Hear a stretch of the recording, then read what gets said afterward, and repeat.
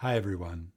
On this Labor Day, I want to speak to the part of you that's trying to figure out what all this labor is all about and how to ensure that your labor is taking you where you want to go. When we were kids, we were taught that hard work and persistence would get us wherever we wanted to go. We were given books about heroes who beat the odds and conquered adversity, always through hard work. Teachers told us we couldn't succeed unless we applied ourselves. Parents proudly talked about keeping your nose to the grindstone. Then we grew up and worked hard and are now sent to seminars to find balance in our lives. We are taught about meditation and being present and other strategies that help prevent stress and heart disease, brought on, of course, by the very lack of balance we were trained to worship.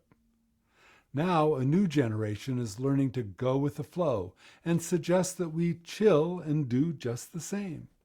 So which is it? What's the key to a successful life? Working hard and being persistent, or relaxing and going with the flow? Education or intuition? Being happy with what you have or going after what you want? The answer to this tricky question is perhaps one of the most important insights we can understand. For it's not about which is true, but in what order. Hear it? It's not about which is true, but in what order. To work hard and persist without ever being quiet enough to notice who you are and what energizes you is to doom yourself to hard labor for the sake of hard labor. You may get there, or somewhere, but you'll be exhausted when you arrive and may not even be where you wanted to go. Conversely, to go with the flow, but take no action in response to the ideas that come into your head or the opportunities that present themselves, is to miss all the fun. It is, after all, about the journey.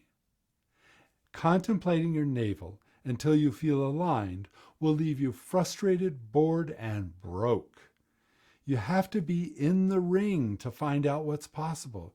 You need action to get the juices going, to prime the pump, to give you the experiences to draw from when you contemplate, intuit, and tune in.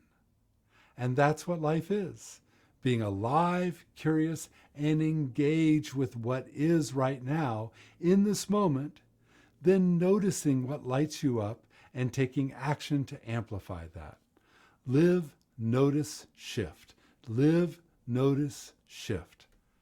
That's why I've been harping on the importance of a great story to lean into, a sense of team that gives you meaning beyond yourself, and creating a workplace that feels less like labor and more like the stuff of life.